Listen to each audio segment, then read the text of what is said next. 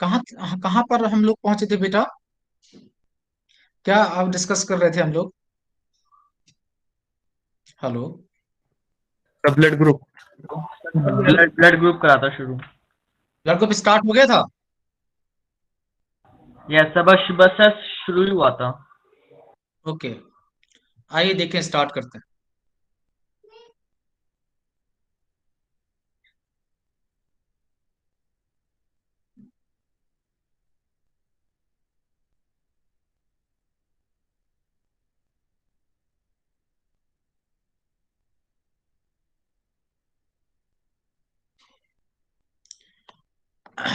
आइए।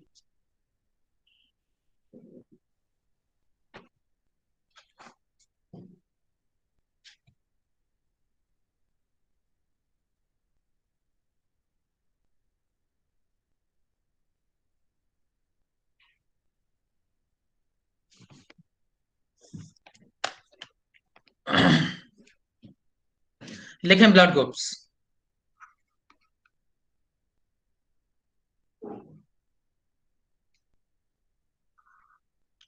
ओके, तो जो ब्लड ग्रुप का नाम है दैट इज बेस्ड ऑन, किस पे बेस्ड होता है? Name of the blood antigen. On antigen. Antigen पे। ओके, सो हम बीजी की बात कर रहे हैं, ब्लड ग्रुप्स की। चलिए स्टार्ट कर रहे हैं। चलें। I am audible to everyone? Yes Yes, sir. sir. So the name of the blood group is based on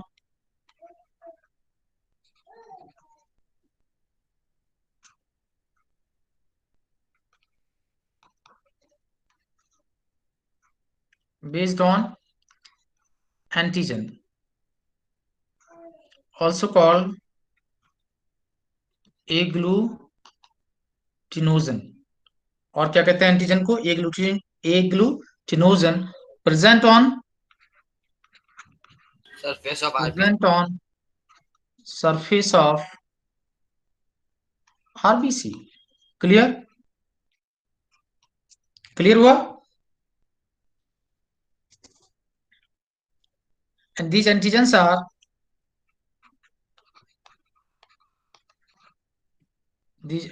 are glycoprotein.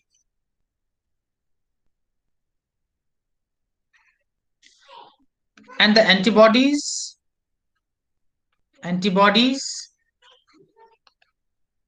against these antigens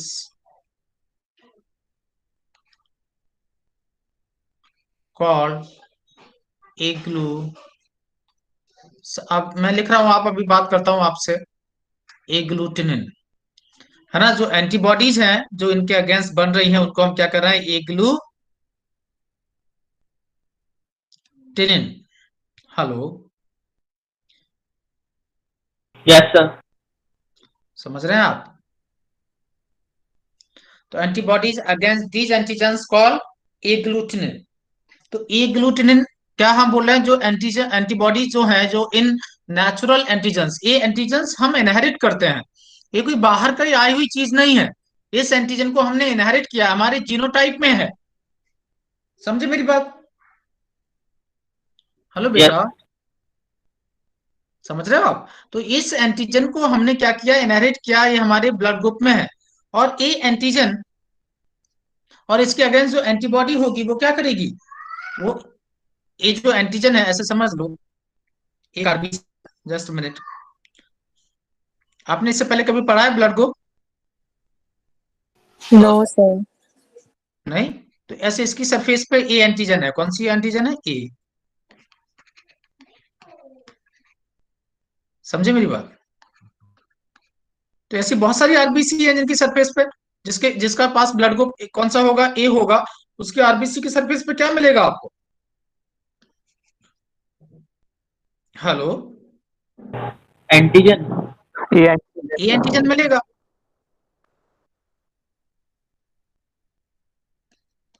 और इनके अगेंस्ट जो एंटीबॉडीज होंगी वो आपको कहाँ मिलेंगी? प्लाज्मा में। एंटीजन। प्लाज्मा में। समझे? जो एंटीबॉडीज होंगी वो कहाँ होंगी? प्लाज्मा में। समझे? नहीं समझे? तो ए एंटीजन के अगेंस्ट क्या होगी, ए एंटीजन को कैपिटल में लिखेंगे और ए एंटीबॉडी को है ना, उसके अगेंस्ट जो एंटीबॉडी है उसे क्या लिखेंगे, कैपिटल में। मैं यहाँ बताना ये चाहता हूं, मैं अभी आपको एंटीजन एंटीबॉडी नहीं बता रहा, मेरा कहने का मतलब है ये जो एंटीबॉडीज हैं, इन एंटीबॉडीज को हमने ए ग्लूटिनिन क्यों कहा, क्योंकि ये इस एंटीजन को मारने के लिए ए ग्लूटिनेशन का मतलब है क्लम्पिंग। ये दोनों आरबीसी को क्या करा देंगी, ये एंटीबॉडी, जब ये एंटीबॉडी इनके अगेंस्ट काम करेगी तो इन आरबीसी को क्या कर देगी, रप्चर, इन आरबीसी को डिस्ट्रॉय कर देगी।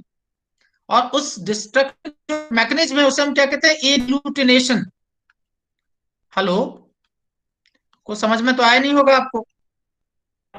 सर पर ऐसा होता तो नहीं है कि आरबीसी खुद? नहीं सर, एक बार दोबारा बता दीजिए। हाँ मैं बताऊंगा, हाँ क्या बोल रहे हो आप। सर बट ऐसा होता तो नहीं है कि हमारी बॉडी में अरे तो आपके पास वो एंटीबॉडी होगी जब होगा ना, जिसके पास ब्लड ग्रुप ए होगा उसके पास में ए एंटीबॉडी नहीं होगी, समझे। अच्छा। हाँ आप सुने मेरी बात, अभी अभी मैं उसकी बात नहीं कर रहा हूँ, वो अलग होगा। मेरे कहने का मतलब सिर्फ इतना है कि इन एंटीबॉडीज को हमने ए ग्लूटिनिन कहा है, क्यों, क्योंकि ये आरबीसी को क्या कराते हैं, क्लम्प, ये आरबीसी को एक दूसरे से चिपका देंगे और आरबीसी को डिस्ट्रॉय कर देंगे, एंड इस प्रोसेस को हम क्या कहते हैं, ए ग्लूटिनेशन। और इस तरह की एंटीबॉडी जो क्या कराती है ए ग्लूटिनेशन, उन एंटीबॉडीज को क्या कहेंगे, agglutinin. Hello, yes sir. सुने दोबारा से सुने, name of the blood group किस पे पड़ा, based on antigen. Antigen, antigen. है ना। एंटीजन को हम क्या बोलेंगे, ए ग्लूटिनोजन, वाई बी कॉल। अच्छा एंटीजन का मतलब क्या होता है, एंटीजन का मीनिंग है ऐसे कोई भी पार्टिकल जो एंटीबॉडी फॉर्मेशन को स्टार्ट करते हैं। तो यहाँ पे एंटीबॉडी का नाम क्या है, ए ग्लूटिनिन, यानी एग्लूटिन। ऐसे एंटीजन जो क्या बनवा दें, ए ग्लूटिनिन, क्या कहेंगे उसे, ए ग्लूटिनोजन। ऐसे एंटीजन जो किसका बनाने को स्टिमुलेट कर दें, ए ग्लूटिनिन एंटीबॉडीज। मींस ए ग्लूटिनोजन, ऐसे एंटीजन जो ए ग्लूटिनिन को सिंथेसाइज करा दें। नहीं समझे मेरी बात, इसलिए एंटीजन का नाम क्या रखा, ए ग्लूटिनोजन भी कहा हमने, क्योंकि ये किसको बनाने को स्टिमुलेट करते हैं, ए ग्लूटिनिन को। नहीं समझे, नहीं समझे। सर मतलब ये है कि जो एंटीजन है आरबीसी पर वो प्रेजेंट है और वो एंटीबॉडीज बनाते हैं और फिर एंटीबॉडीज फिर वो एंटीजन को मार देती है। तो एंटीजन को जो मारती है वो किस प्रोसेस के थ्रू मारती है, एग्लूटिनेशन। इसलिए इन एंटीबॉडीज के लिए हमने क्या नाम रखा, एग्लूटिनिन। हाँ sir, yes sir. Yes sir. नहीं समझे मेरी बात, यानी सर ऐसे एंटीजन, एग्लूटिनेशन क्लम्पिंग की प्रोसेस को ही बोला है ना।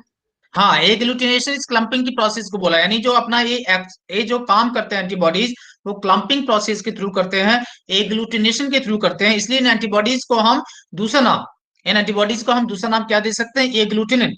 और ऐसे एंटीजन, है ना, और एंटीजन को हमने दूसरा नाम क्या रखा, ए ग्लूटिनोजन, मींस ए जनरेट, यानी बनाने को, किसके बनाने को स्टिमुलेट करते हैं, ए ग्लूटिनिन के बनाने को। नहीं समझे। Hello, yes sir. ये बात समझ में आई नहीं आई। सर एग्लूटिनोजन वो Yes, वाली sir. एंटीजेंस होंगी ना जो एंटर करेंगी हमारी बॉडी में फॉरेन नहीं, बॉडी इसी ब्लड आरबीसी के ऊपर जो एंटीजन है, इन एंटीजन को ही हम बोल रहे हैं ए ग्लूटिनोजन। सर तो इनसे थोड़ी होती है क्लम्पिंग वैसे। अरे होएगी, सुनो तो मेरी बात, होएगी ना, आप मेरी बात तो सुनो, होएगी, कैसे होगी बताएंगे। अगर ये ब्लड ग्रुप आपने किसी और को दे दिया तो उसके यहाँ होगी clumping.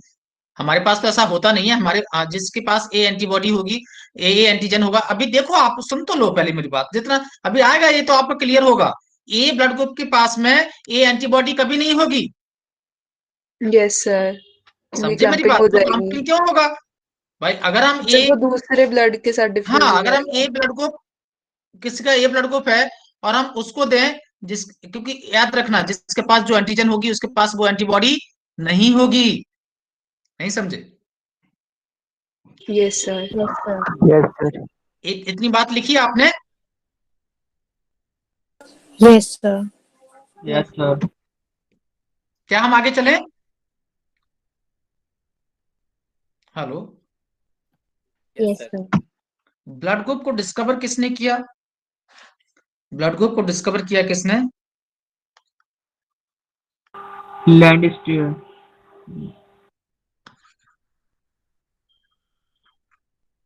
Discovered by Landsteiner. अभी आपको सब समझ में आ गया है पेशेंस।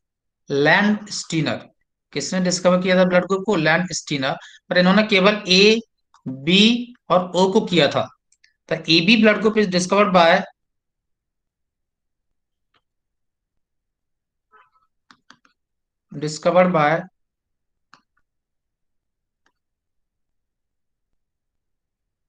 डी कैस्टेलो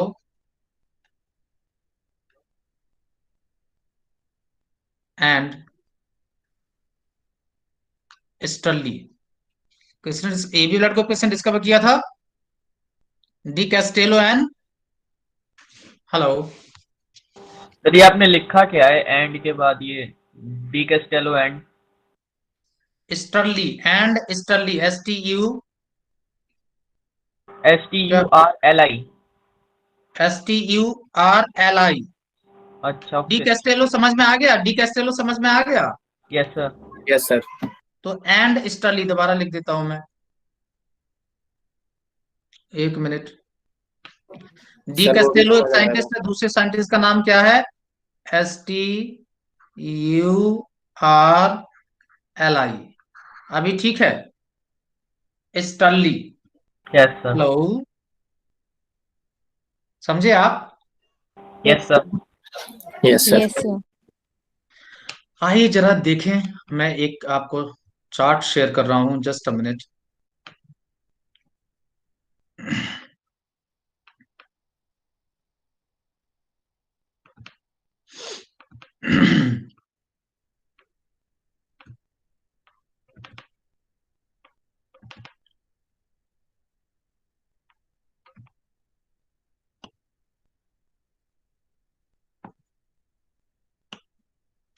देख,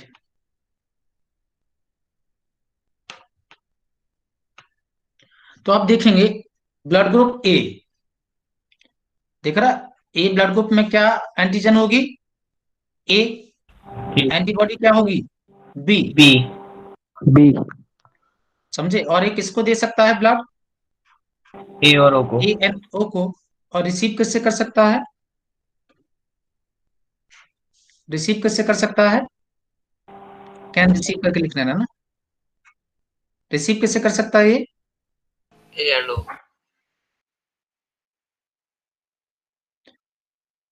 बोलो, किससे रिसीव कर सकता है ये? सर ए और ओ ये डोनर से। किसको देगा? ये किसको दे सकता है? किसको दे सकता है ये? सॉरी, डोनर ग्रुप, अगर किसी का ब्लड ग्रुप ए है तो वो किससे ब्लड ले सकता है? ए और ओ से ले सकता है। दे किसको सकता यस है? सर। ए और ए बी। Yes sir. नहीं समझे? रिसीवर ब्लड ऐसे समझ लिखना गया आप, सर। तो कंफ्यूजन हो जाएगा नहीं तो, है ना? रिसीवर ब्लड ग्रुप लिखना, रिसीवर मतलब जो रिसीव कर सकते हैं ना। हेलो, रिसीवर ब्लड ग्रुप, समझ गए? हेलो, सर मतलब ए और ए बी से ले सकता है ए। हाँ हाँ, ए ओ से ये ले सकता है। ए ए ए बी से ले सकता है ना। देखिए ओ जो है डोनर है। आप अभी आप लिखो पहले जैसा है, मैं बताता हूँ आपको। आप ए अलग, आप ए डोनर को ना छोड़ दो, अभी आप सिर्फ इतना लिखिए, कंफ्यूज है ना, इसको मैं अलग से बताऊंगा। आप सिर्फ अभी ये लिखिए कि ए ब्लड को ये छोड़ दीजिए, ठीक है? समझ आ गया सर, वो भी आ गया समझ। नहीं, हम उसको बताएंगे, आपको पूरा अलग से बताएंगे। तो ब्लड ग्रुप ए जो है ना, उसमें एंटीजन क्या होगी? ए। एंटीबॉडी क्या होगी? बी। ब्लड ग्रुप बी में एंटीजन क्या होगा? बी। एंटीबॉडी क्या होगी? ए। उल्टा है, उल्टा। ए बी के अंदर क्या है? ए बी के अंदर एंटीजन तो दोनों एंटीजन है, लेकिन एंटीबॉडी कोई एक भी नहीं एंटीबॉडी है। नहीं है। नो एंटीबॉडी, एंटीबॉडी नहीं है, समझे? Hello, Yes, sir. और यस ओ Yes, सर। के अंदर एंटीजन क्या है? कोई भी नहीं है। इसीलिए ओ मालूम है क्यों बोलते हैं? ओ का मतलब होता है जीरो। बाहर के फॉरेन फॉरेन ब्रिटिश जो लोग हैं वो क्या कहते हैं? जीरो को क्या कहते हैं? ओ ओ ओ ओ में कुछ नहीं है, नो एंटीजन। नहीं समझे? हेलो बच्चों, Yes, sir. Yes, sir. आप समझ पाए कि नहीं Yes, sir. समझ पाए? हाँ, समझ Yes, sir. गए सर. समझ गए। कोई दिक्कत है इसके अंदर? सर यस, हाँ, यस सर है। क्या बोलो? सर जब इसके पास जो ओ ब्लड ग्रुप है उसके पास जब एंटीजन ही नहीं है तो फिर एंटीबॉडी कैसे बन गई? अरे ये एंटीबॉडी बनी हुई नहीं है, ये नेचुरल है, तो उसके अंदर है, ये उसके अंदर जेनेटिकली है, माँ बाप से मिला है उसको ये। नहीं समझे मेरी बात? नो सर, तो हेलो, ये वाली जो एंटीबॉडी है ये किसने बनाई फिर? देखिए, अगर ए ब्लड ग्रुप, जो आप एक बार मेरी बात अभी बिना कुछ सोच सुने, आप सिर्फ इतना समझ लो कि इसमें ए एंटीजन एंटीबॉडी, बाकी कुछ मत करिए, बाकी हम सब बताएंगे। आप सिर्फ इतना मैं आपको जानना बताना चाहता हूँ, उतना ही आप समझे कि ब्लड ग्रुप ए में एंटीजन कौन सा है?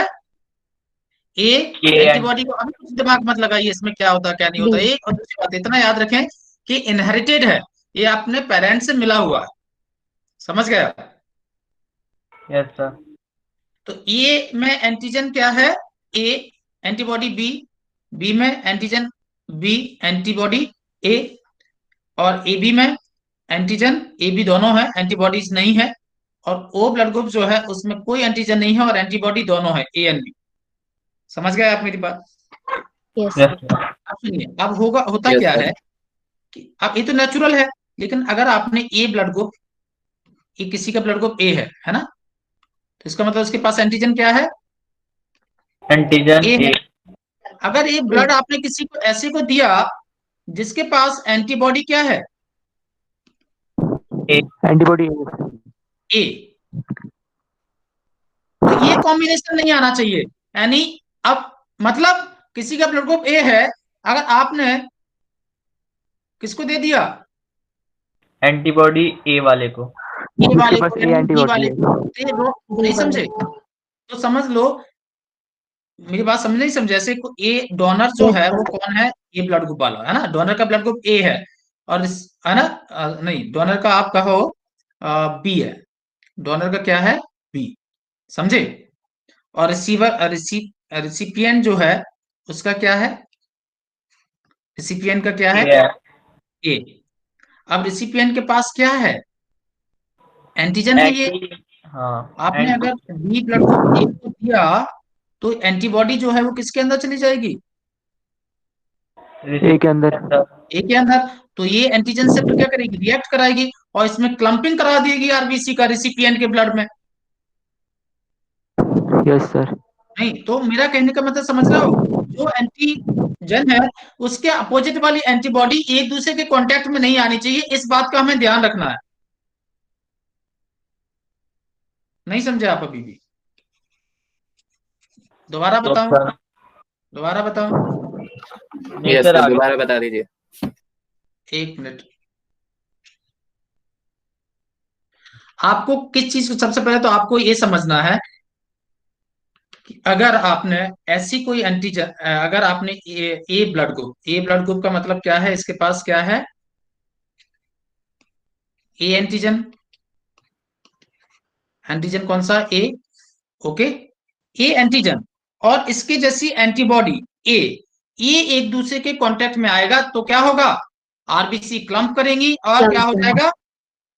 क्या हो जाएगा? हीमोलाइसिस।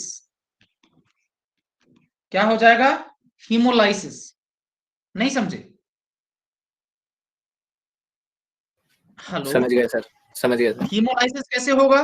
कि जैसे ए एंटीजन, ए देखिए, ए एंटीजन है, ए आरबीसी है, एंटीजन है, जैसे ही एंटीबॉडी पहुंची कौन सी? ए वाली, वो कहेगी अरे बाप रे, ए है ना, ए एंटीबॉडी है, एक ए इन दोनों आरबीसी को क्या करा देगी? एक दूसरे से चिपका के तोड़ देगी, खत्म कर देगी। किस लिए खत्म करेगी? Try to kill this antigen, इस एंटीजन को मारने के चक्कर में आरबीसी को वही डिस्ट्रॉय कर देगी। इसे हम क्या कहेंगे? हीमोलाइसिस। नहीं समझे मेरी बात? Hello, Yes, sir. समझ गए. अब सोचिए, सर ये ये जो एग्लूटेशन का ही दूसरा नाम हुआ ना हीमोलाइसिस? हीमोलाइसिस मतलब क्लम्पिंग ऑफ द आरबीसी, और आरबीसी का डिस्ट्रक्शन हो रहा है due to clumping RBC get destroyed. नहीं समझे? Okay sir. Clear? Yes sir. हाँ, अब थोड़ा थोड़ा कंसेप्ट समझना, अभी धीरे धीरे समझोगे ना अभी, है ना? क्योंकि इसमें कंफ्यूजन हो जाता है थोड़ी थोड़ी चीजों में। अब मेरी बात, इतनी बात आपको समझ में आई कि सेम एंटीजन एंटीबॉडी एक दूसरे के संपर्क में नहीं आनी चाहिए, एक दूसरे के कॉन्टेक्ट में नहीं आनी चाहिए।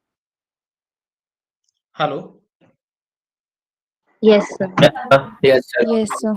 एक और बात याद रखें, ऐसे रिसिपिएंट है और डोनर है, तो हमें हमेशा ये चेक करना है कि डोनर का एंटीजन और रिसिपिएंट का एंटीबॉडी, इनको मैच कराना है। अब आप कहोगे सर ऐसा क्यों मैच कराएंगे? क्योंकि जब भी हम किसी का ब्लड डोनेट, देखिए एंटीबॉडी किस में मिलती है? प्लाज्मा में।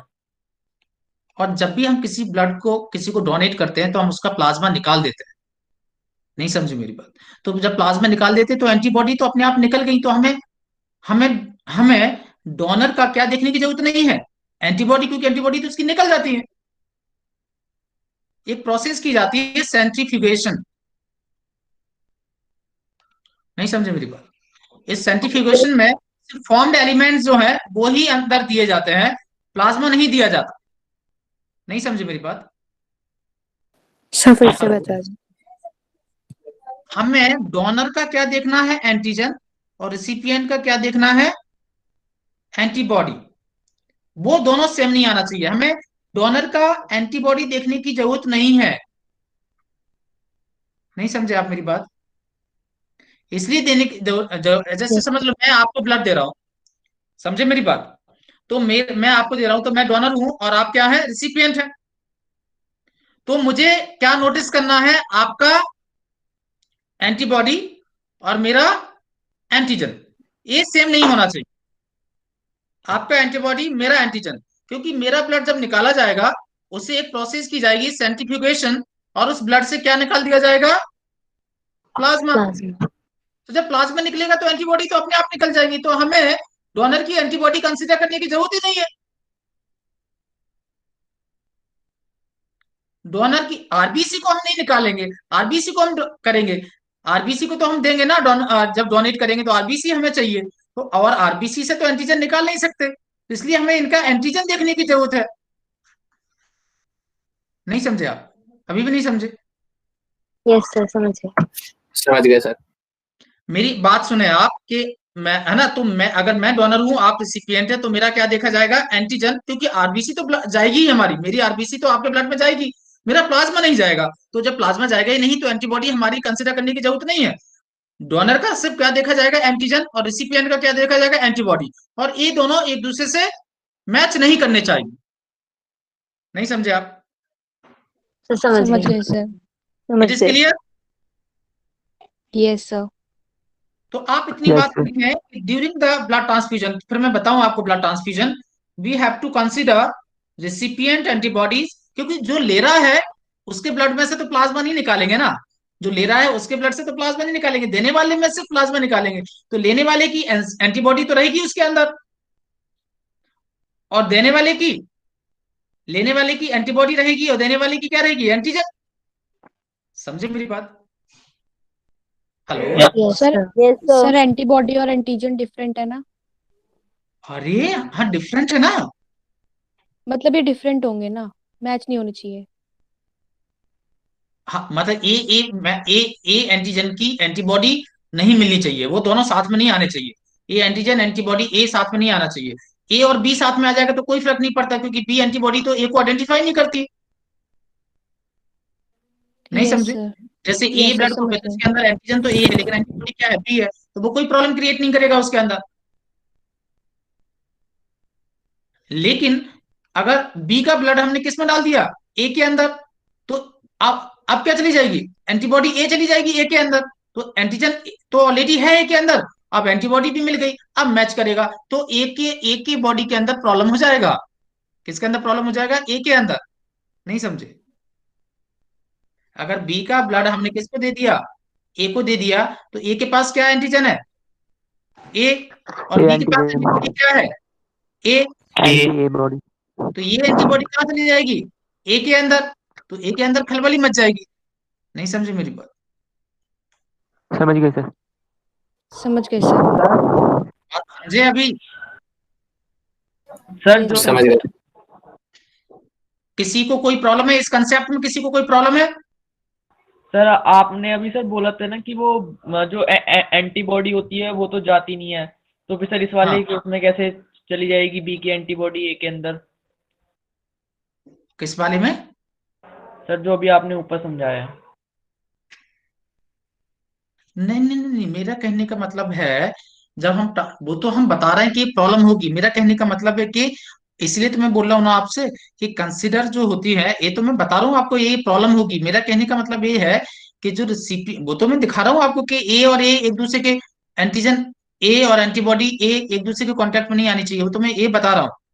लेकिन मेरा कहने का मतलब है कि जब हम ब्लड ट्रांसफ्यूजन करते हैं तो ये का हमें क्या देखना चाहिए, एंटीबॉडी देखनी चाहिए। बॉडी देखना चाहिए, और जो डोनेट कर रहा है उसका हमें एंटीजन देखना चाहिए, क्योंकि हम जब इसका ब्लड लेते हैं तो हम एंटीबॉडी निकाल देते हैं। Yes sir. नहीं, नहीं समझे?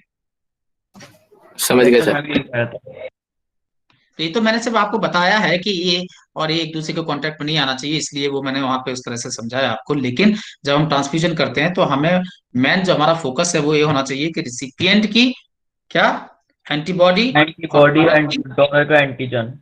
एंटीजन, ये हमें ध्यान रखना चाहिए, क्योंकि ट्रांसफ्यूजन में हम जनरली प्लाज्मा को निकाल दिया जाता है, या हम निकाल सकते हैं, हम निकाल भी सकते हैं उसमें, आई बात समझ में, प्लाज्मा को निकाल सकते हैं, लेकिन आरबीसी को तो ब्लड से थोड़ा ना निकालेंगे। तो इसलिए हमें डोनर का एंटीजन और रेसिपिएंट का एंटीबॉडी देखना चाहिए। जैसे अगर यही उल्टा रिवर्स केस कर दो ऊपर वाले का, देखो अगर हमने हमारा अगर हमने क्या किया, ए का ब्लड ग्रुप किसे दे दिया, बी को। बी को, तो एक है ना, ए का ब्लड ग्रुप किसे दे दिया, बी को, तो क्या होगा, बी के पास बी क्या को। है, बी के हाँ, पास ए एंटीबॉडी है, एंटीबॉडी। बी के पास एंटीबॉडी ए है, समझे? Hello, yes yes sir. Sir. है, और क्या चला गया, एंटीजन क्या चला गया, ये ए क्या चला गया, एंटीजन, तो उससे रिएक्ट करेगा कि नहीं करेगा? Yes sir. ऐसी इसके पास, समझे मेरी बात, समझे नहीं समझे? ऐसे ही जब हमने बी को दिया तो बी के पास क्या है, एंटीजन बी, बी। और ए के पास क्या है, एंटीबॉडी बी, ये दोनों एक दूसरे के कांटेक्ट में आ जाएंगे। नहीं समझे? सर हाँ, सर इसी रीजन की वजह से ओ को नहीं दे सकते ना, ए और बी, और ए बी तो दे ही नहीं। आज जैसे चलते हैं धीरे धीरे, हम सब पे बात करेंगे, आप एक बार समझ जाए, आप एक बार ये समझ जाए ट्रांसफ्यूजन का मतलब क्या है, क्यों, क्या प्रॉब्लम होती है, इतना समझ लो आप पहले, मैं सबके बारे में बात करूंगा आपसे। क्या आपको समझ में आई बात? Yes sir. तो रिसिपिएंट का हमें क्या कंसिडर करना है, एंटीबॉडी। एंटीबॉडी एंड करना है डोनर का एंटीजन। Antigen, clear? एंटीजन। तो लिखा आपने? Yes sir. हाँ, मैं इसी पे मैं इरेज करूंगा, इसी पे समझाऊंगा आपको, है ना, क्योंकि इसमें ब्लड ग्रुप दिया हुआ। आइए देखें, इसको इरेज कर दूं मैं यहाँ पर, यस सर। आइए यस सर। देखिए, अब देखिए,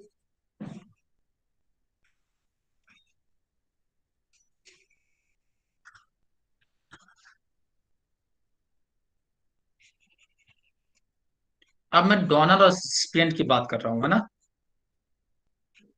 किसको दे सकता है, किसको ले सकता है। अब आप थोड़ा ओ का मैं और कंसेप्ट बता दूं आप, जैसे ओ जो है, आपने क्या कहते हैं, ओ क्या है, यूनिवर्सल डोनर। समझे क्यों?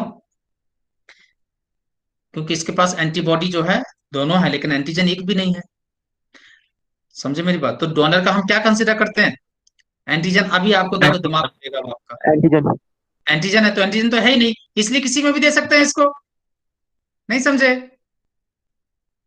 यस सर समझ गए। समझे? और दूसरी बात करें, जो जबकि ए बी जो है, ए बी को हम क्या करते हैं, universal receptor. Universal recipient receptor. है ना, है ना, रिसिपिएंट है। तो क्यों रिसिपिएंट है? क्योंकि इसके पास एंटीजन एंटीबॉडीज नहीं है। एंटीजन है और एंटीबॉडी है ही नहीं। तो डोनर का हमें क्या कंसीडर करना पड़ता है? एंटीबॉडी। मतलब सॉरी, रिसिपिएंट का रिसिपिएंट का एंटीबॉडी। एंटीबॉडी। समझे मेरी बात? और एंटीबॉडी तो है, इसके पास है ही नहीं। एंटीबॉडी तो इसके पास है ही नहीं, तो ये किसी से भी ले सकता है। क्या यस समझे या नहीं समझे? यस सर, समझ में आ गया। यस यस आँख खुल रहा है नहीं खुल रहा है? खुलेगा खुल यस खुलेगा। सर, यस, समझे या नहीं समझे? समझ गया सर। हाँ, आइए जरा देखें आप।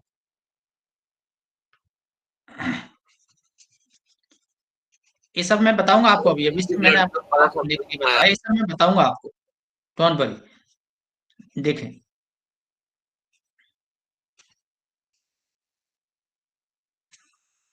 अब देखिए, हम बात कर रहे हैं आपसे रिसिपिएंट और डोनर की, लेकिन इससे पहले मैं आपको कुछ और बात करनी पड़ेगी मुझे आपको। आपको मालूम है कि ब्लड ग्रुप ए और, है ना, ए तो समझ में आ गया ना आपको, एंटीबॉडी कौन सी है, एंटीजन कौन सा है, क्लियर हो गया? इतना ही मुझे अभी समझाना आपको, है ना? इतना समझ में आ गया? अब देखिए, सर अब ए बी ब्लड ग्रुप वाला फिर से बता दो। क्या बेटा? Sir A B blood group वाला समझ नहीं आया था। ये आएगा अभी, आप अभी आता है, अभी आप रुको, आप आएगा अभी। मैं यहाँ पे बता रहा हूँ, एबी में क्या समझ में नहीं आया बताओ? सर वो यूनिवर्सल रिसेप्टर कैसे है वो समझ नहीं आया। एबी देखिए, एबी को हमने क्या कहा? यूनिवर्सल रिसिपिएंट है ना, रिसेप्टर है ये। क्यों है ये रिसेप्टर? बिकॉज इसके पास में दोनों एंटीजन है। एंटीजन तो बोथ एंटीजन है, ए एंड बी, ओके। लेकिन एंटीबॉडी क्या है ही नहीं। तो हमने रिसीव, हमेशा मैंने आपको बताया है, जो रिसीव करता है, जो रिसीव करता है उसका हमें क्या कंसीडर करना पड़ता है? एंटीबॉडी। जो रिसेप्टर है उसका हमको क्या कंसीडर करना पड़ता है? एंटीबॉडी। और इसके पास तो एंटीबॉडी कोई है ही नहीं, तो कोई भी नहीं, समझे मेरी बात? समझ गया सर। तो कोई भी ब्लड ग्रुप दे दो, क्योंकि इसके पास तो एंटीबॉडी है ही नहीं। जब एंटीबॉडी कोई है ही नहीं, तो आप कोई भी एंटीजन दो नहीं, आपको कोई भी, आप उसको वो किसी का भी रिसीव कर सकता है, क्योंकि उसके अंदर तो रिएक्शन ही नहीं होगा। नहीं समझे? समझ गया सर। समझे? तो जो रिसेप्टर है, जो रिसेप्टर है ना, तो उनका हमें क्या कंसीडर करना पड़ेगा बताओ? एंटीबॉडी। एंटीबॉडी। और इनके पास कोई भी एंटीबॉडी नहीं है, नहीं होती। इनके पास कोई भी एंटीबॉडी है ही नहीं। जब एंटीबॉडी नहीं है तो कोई भी एंटीजन ले आओ, क्या फर्क पड़ता है, क्योंकि उसका रिएक्शन तो आना ही नहीं है अंदर। समझे? अब बोलो, अभी उस बच्चे को समझ में आया? Yes sir. चलिए आइए, अब देखें, यहाँ पे हम लिख रहे हैं ब्लड ग्रुप, यहाँ पे लिख, है ना, ब्लड ग्रुप, यहाँ पे मैं कहूंगा कैन रिसीव, कैन, इससे आपको कंफ्यूजन नहीं होगा। कैन डोनेट मींस किससे रिसीव कर सकता है और किसको डोनेट कर सकता है। अगर हम बात करें ए की, तो ए किससे रिसीव कर सकता है? ए से और ए से और ओ से। ओ से। किसको डोनेट कर सकता है? ए को और ए बी को। समझे? Yes B sir. किससे रिसीव करेगा? बी से बी से और ओ से। और ओ से। किसको डोनेट और करेगा? बी बी और ए को और बी। एबी को। ए को। ए बी किससे रिसीव करेगा? सबसे। सबसे रिसीव कर सबसे। लेंगे। सबसे सेल्फिश ब्लड ग्रुप है ये, सबसे सेल्फिश, सबसे लालची ब्लड ग्रुप। समझे? और डोनेट किसको करेगा? ए बी को। केवल, हेलो, सर वो केवल ए बी को ही करेगा। यस, केवल ए बी को करेगा। तो सेल्फिश है। ओ देखिए, ओ किससे रिसीव करेगा? ओ से। किसको डोनेट करेगा? सबको सबको कर देगा। सबको। कर देगा। सबसे काइंड हार्टेड ब्लड ग्रुप जो है that is the O blood group, सबसे दयालु। समझ गए? नहीं समझे? समझ गए सर। इसीलिए हम कहते हैं थोड़ा सा पेशेंस रखो, चीजों को समराइज करने में टाइम लगता है।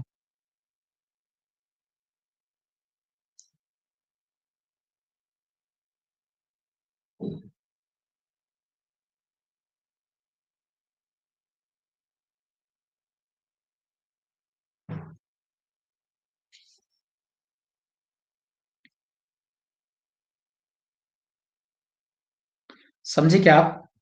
सर लिखा आपने? सर आरबीसी पे बस ये 4 तरह के एंटीजन हो सकते हैं या और भी होंगे?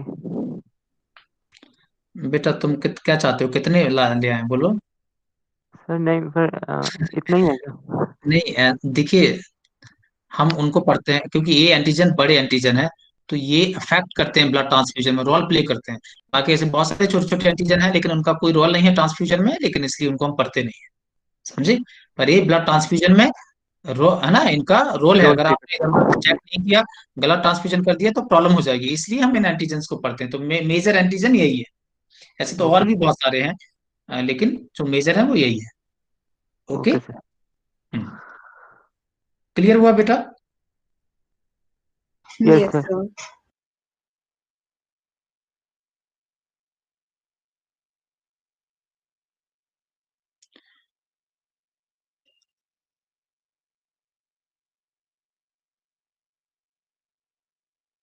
अगर लिखा हो तो मैं आगे चलूं। लिख लिया सर। तो लिख लिया ब्लड सर। ग्रुप आपको टोटल ब्लड ग्रुप आपके सामने कितने हैं? 4। समझे 4। मेरी बात? और अब मालूम, आपको मालूम है कि ये ब्लड ग्रुप जो है, ये जो शो हो रहा है जेनेटिकली, तो इसके लिए इनके लिए जीन्स भी होंगे। नहीं समझे? एलील्स भी यस होंगे। सर। तो एलील, आई बात समझते हो ना? एलील और जीन्स समझते हो ना, जो जिनके कारण जो ब्लड ग्रुप अपीयर हो रहा है। हेलो? Yes sir. तो वो कितने होंगे? एक तो ए के लिए होगा, इसे आई से डिनोट करते हैं। आई बात समझ में? या कुछ लोग एल से भी लिखते हैं, एल। एल लिखते हैं तो लैंड स्टीनर के लिए एल यूज करते हैं, है ना? सर ये अलील और जीन में फर्क क्या होता है? वो दोनों एक एक जैसे जीन के 2 पार्ट होते हैं। जैसे आपने जीन टॉल के लिए एक जीन है, तो एक लंबे के लिए होगा, एक शॉर्ट के लिए होगा, तो वो एलील हो गया उसका। नहीं समझे? अच्छा अच्छा अच्छा अच्छा, तो हाँ जीन के 2 एलील, ऐसे 2 एलील हो गए, एक शॉर्ट के लिए, एक लेकिन एक लॉन्ग के लिए, लेंथ के लिए जीन, शॉर्ट और हाइट के लिए 2 एलील हो गए। Small yes T sir. Capital T, small T capital T allele है। सर 2 अलील मिलके एक जीन बनाते हैं ना? नहीं ऐसे बनाना मत बोलिए। एक अच्छा। जीन के 2 फॉर्म, एक डोमिनेंट और एक recessive. Two the forms of gene, एक जीन के फॉर्म्स। नहीं समझे मेरी बात? एलील कहते हैं। Hello? Yes sir. Yes, sir. तो एलील कितने हैं जो ब्लड ग्रुप को कंट्रोल करेंगे? एक तो आई ए और आई बी और एक आई ओ। तो कितने एलील हैं टोटल? 3। नहीं समझे मेरी बात? समझ गए सर। समझ गए सर। अगर किसी का ब्लड ग्रुप बी है तो उसका जीनोटाइप क्या हो सकता है? अगर किसी का ब्लड ग्रुप बी है तो उसका जीनोटाइप क्या हो सकता है? या तो देखिए, एक और बात, मैं ओ का कंसेप्ट को खत्म कर दूं पहले तो आपको। ओ का मतलब है कुछ नहीं। ओ का मतलब है कुछ नहीं। नहीं समझे भैया? यानी उसके पास कोई एंटीजन नहीं है। समझे? यानी वो जीन है जो कोई एंटीजन डेवलप नहीं करेगा। आईओ कौन सा एलील है? जो कोई भी एंटीजन डेवलप नहीं करेगा। नहीं समझे मेरी बात? अगर आई बी जीनोटाइप होगा तो बी एंटीजन आएगी, अगर आई ए जीनोटाइप होगा तो ए एंटीजन आएगी। Clear? Hello? Yes sir. Yes sir. अगर मेरा ब्लड ग्रुप बी है तो मेरा जीनोटाइप क्या होगा ब्लड ग्रुप के लिए? 2 कंडीशन हो सकती है। या तो देखिए, या तो मम्मी पापा का, मम्मी से आईए आया हो और पापा से भी आईए आया हो, तो दोनों मिलके क्या होगा? आईए आईए। तो क्या ब्लड ग्रुप क्या निकलेगा? बी। ए। बी सॉरी, ए है ना, तो बी ए लिखिए यहाँ पर। तो ब्लड ग्रुप क्या निकलेगा? ए। सर यही तो निकलेगा। एक मिनट, मैंने ए का बी का एग्जांपल लिया, तो ब्लड ग्रुप क्या आ गया, ए आ गया। नहीं समझे? अगर मम्मी से एक समझ गया। जीन आया ए के लिए, पापा से भी दूसरा जीन आया ए के लिए, तो बच्चे का ब्लड ग्रुप क्या होगा? अरे यार, बच्चे का ब्लड ग्रुप क्या होगा? ए। ए। अगर मम्मी से आई ए आया और पापा से आई ओ आया, यानी कुछ नहीं आया, यानी यहां से जबकि कुछ सर आया, ए ही होगा। यहां से कुछ नहीं आया, यानी जो कुछ नहीं आएगा वो, देखिए यहां से तो कुछ आया ही नहीं, यहां से कुछ आया, तो कुछ नहीं में कुछ क्या होगा? डोमिनेंट होगा। नहीं समझे मेरी बात? समझ गया यस। सर। ये होगा आई ए आई ओ। इस केस में भी क्या होगा ब्लड ग्रुप? ए ही होगा। ए होगा। नहीं समझे? यानी अगर किसी का ब्लड ग्रुप क्या है, ए है, तो उसका जीनोटाइप की पॉसिबिलिटी क्या है? दो है, या है ना। अब आइए दोनों साइड से आया हो, या एक साइड से ए आया हो, एक साइड से कुछ नहीं आया हो, तब भी यही दिखेगा, क्योंकि A is a dominant over the O. A dominant है ओ पर।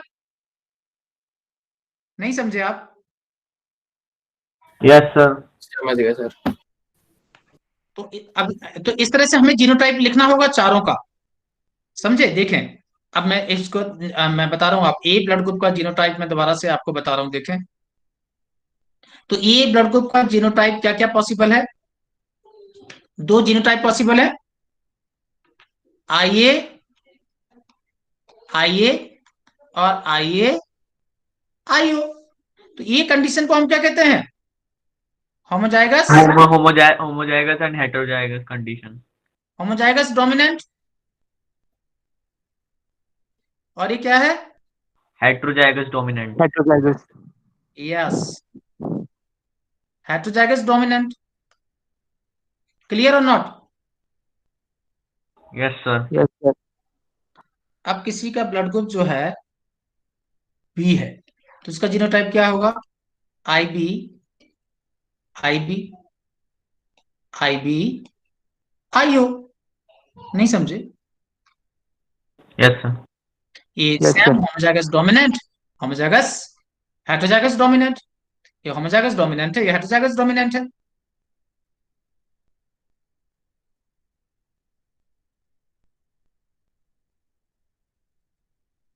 हेलो बेटा, यस सर। आपको कोई प्रॉब्लम है क्या? No sir. No no sir. Sir. Okay, तो आप देखें ओ। ओ का क्या होगा?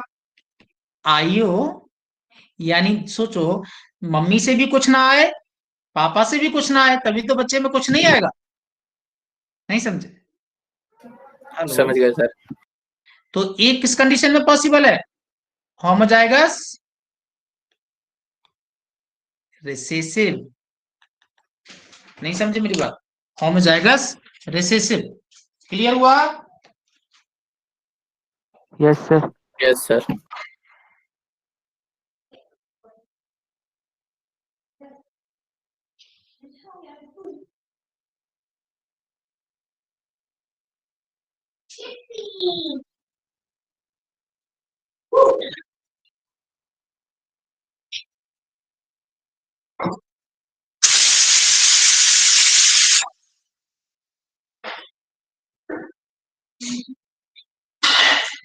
समझे या नहीं समझे? Yes sir. हेलो बच्चों, यस सर। अब देखिए, अब आप ही बताइए मुझे, बी का जीनोटाइप क्या होगा? ए बी का, ए बी का जीनोटाइप क्या होगा? Sir I A I B. Yes, I A I B means दोनों डोमिनेंट है। मम्मी से आया आई ए, पापा से आया आई आई बी। बी। यहाँ से भी कुछ आया, यहाँ से भी कुछ आया, तो दोनों ही कुछ नजर आएंगे, क्योंकि दोनों ही डोमिनेंट है, दोनों ही एलील डोमिनेंट है। आई ए भी डोमिनेंट है, आई बी भी डोमिनेंट है। तो मालूम है आपको ये क्या है? ये क्या है? Heterozygous dominant. यस। और लेकिन ये अलग है, देखिए, इस ब्लड ग्रुप को एग्जाम्पल कहते हैं कोडोमिनेंस का। Example of codominance. नहीं समझे? कोडोमिनेंस का मतलब दोनों साथ में डोमिनेंट है। Codominance, A and B blood group is codominant. नहीं समझे? हेलो, समझ गया सर। तो अभी क्वेश्चन आएगा आपसे कि टोटल ब्लड ग्रुप कितने हैं? 4। एलील कितने हैं? 3 3 और जीनोटाइप कितने हैं? हेलो, 5 जीनोटाइप कितने हैं? Genotype 6 6 yes. सर। ये पूरा डाटा याद रखना, बार बार आपको एग्जाम में पूछा जाएगा। तो ब्लड ग्रुप है कितने? ब्लड ग्रुप 4 है। यस, आई लिखे यहाँ पे ब्लड ग्रुप जो है BG 4, allele 3 and genotype 6, 436। Clear? Yes sir. कोई प्रॉब्लम आपको? No sir. ओके, अब जरा देखें आप।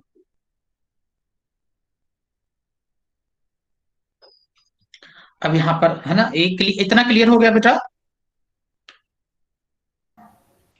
Yes sir. हम्म,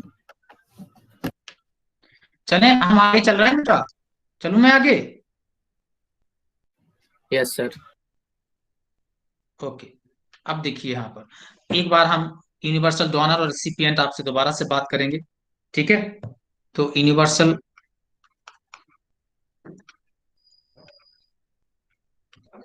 डोनर हम किसको कंसिडर करते हैं? अभी अभी तक हम ओ कर रहे हैं, बाद में ओ कुछ चेंजेस हो गए, हम बताएंगे आपको। ओ क्यों कर रहे हैं इसमें?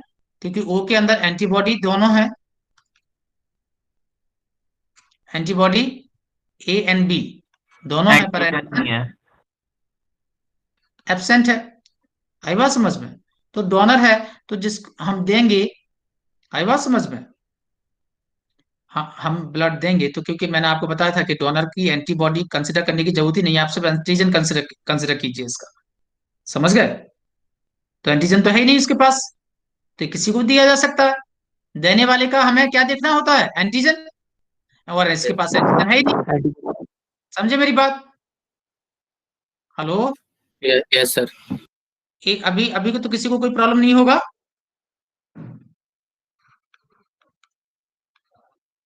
No sir no sir. Universal recipient की अगर हम बात करें, तो यूनिवर्सल रिसिपिएंट क्या है? A B. और मैंने AB आपको कहा था कि रिसिपिएंट का आपको क्या देखना है? क्या देखना चाहिए? एंटीबॉडी। एंटीबॉडी। एंटीबॉडी। वो इसके पास क्या है नहीं। समझ गए? तो ये किसी से भी ले सकता है। ओके,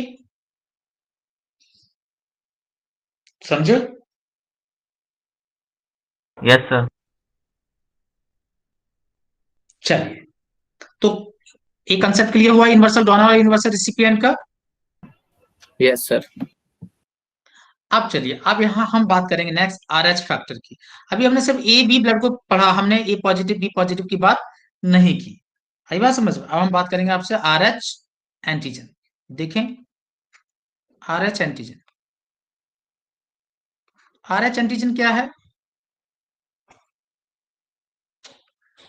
आरएच इसी नाम पड़ा because it's discovered from rhesus monkey by Landsteiner and Wiener. हम तो वीनर को वानर कहते हैं, तो उन्होंने वानर से डिस्कवर किया। नहीं समझे? Yes sir.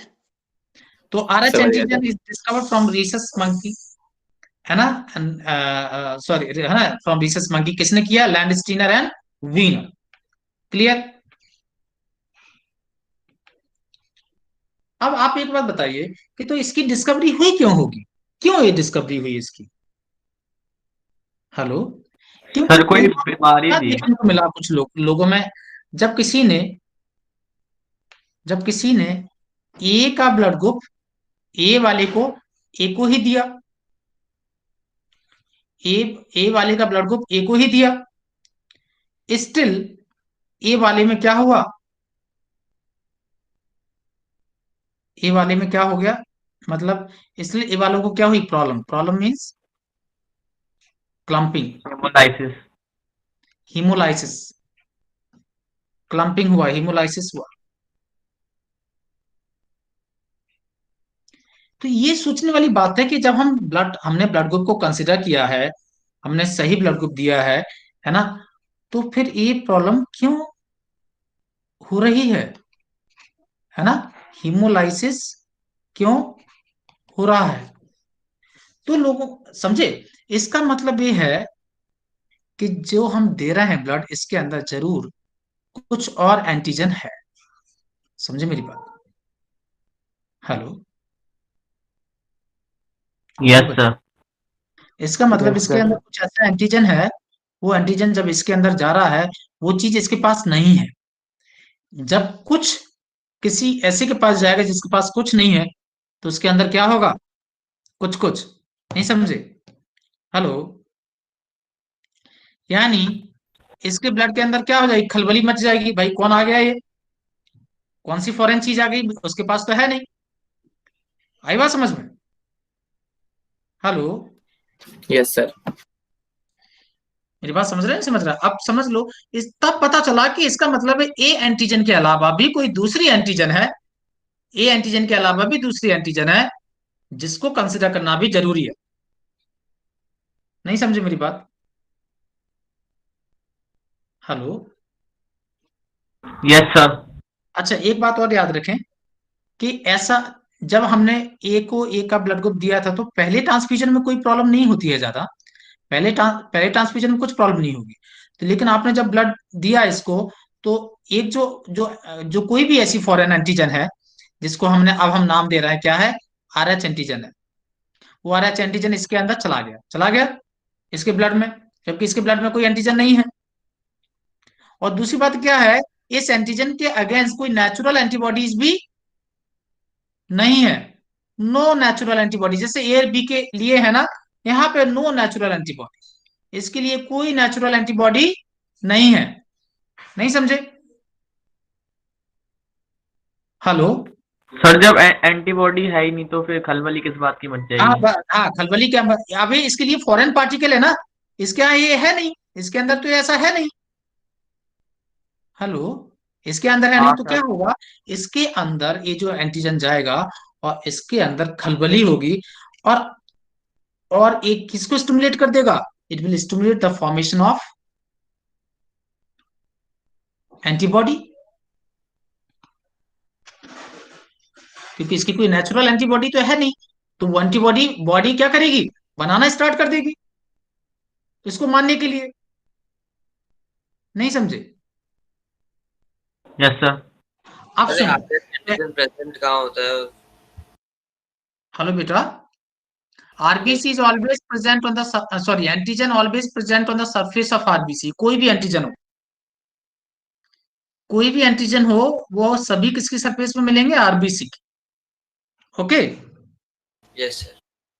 अब मेरी बात सुनते जाओ आप एक बार, फिर मुझे बताएं आप लास्ट में। अब पहला ट्रांसफ्यूजन जब होगा, तब तो कुछ नहीं होगा, लेकिन इसमें एंटीबॉडी, इसके शरीर के अंदर एंटीबॉडी फॉर्मेशन स्टार्ट हो गया। फॉर एग्जाम्पल मैं मानता हूं, जैसे मैंने ऐसा ब्लड ग्रुप लिया जिसके मेरे पास तो कोई आरएच एंटीजन है नहीं, है ना, और मैंने ऐसे का ब्लड ग्रुप ले लिया जिसके पास आरएच एंटीजन है। तो ब्लड पहले ट्रांसफ्यूजन में कोई प्रॉब्लम नहीं है मुझे, लेकिन जो एंटीजन मेरे अंदर गई है, वो धीरे धीरे मेरे बॉडी के अंदर क्या बनाना शुरू कर देंगी, एंटीबॉडीज। समझे मेरी बात। हेलो। सर ये जो एंटीबॉडीज है ये एंटीजन थोड़ा ना बना रही है, तो हमारी बॉडी बना रही है। एंटीजन का मतलब देखिए, एंटीजन का मतलब यहाँ पर जो ब्लड जिसके पास एंटीजन नहीं है, उसके लिए तो ये फॉरेन पार्टिकल हो गया, उसके लिए तो कोई डिजीज कॉजिंग एजेंट टाइप का होगा, जैसे वायरस या बैक्टीरिया होता है। तो वो उसको मारने के लिए क्या करेगा, उसके लिए तो फॉरेन बॉडी हो गई ना वो। हाँ सर मैं वही कह रहा हूँ।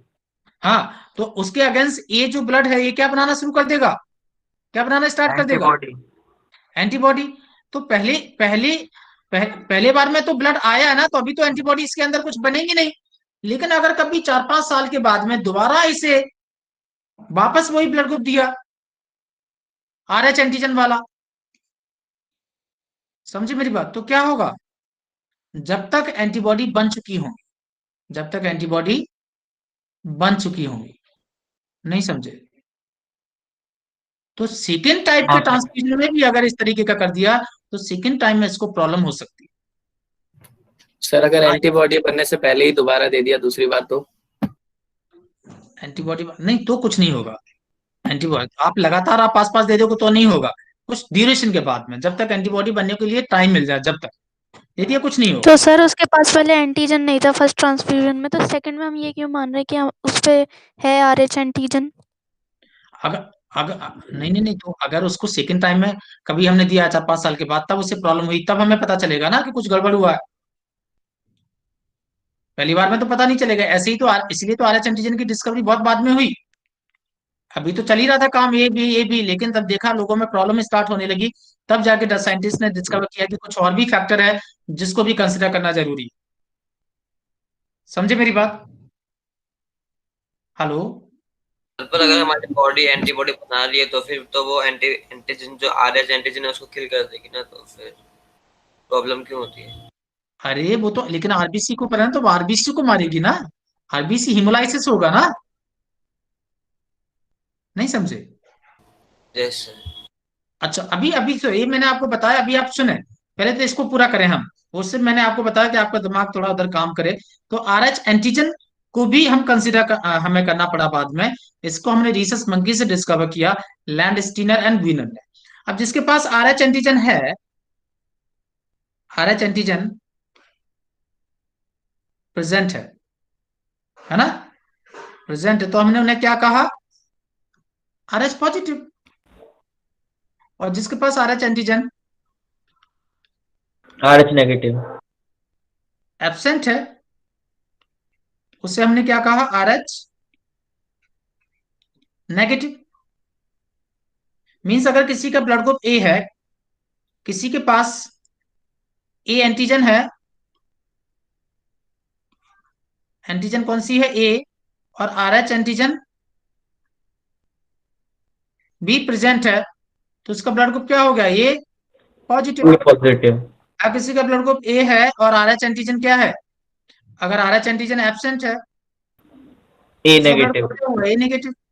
ए नेगेटिव का मतलब क्या है कि इसके पास ए एंटीजन है बट RH एंटीजन नहीं है, नहीं समझे? हेलो? यस सर, क्लियर है। क्लियर है? Yes sir. और ऐसी बी हो जाएगा, बी पॉजिटिव बी नेगेटिव, समझ गए? Yes sir. क्लियर हुआ? सर एक डाउट था। Yes sir.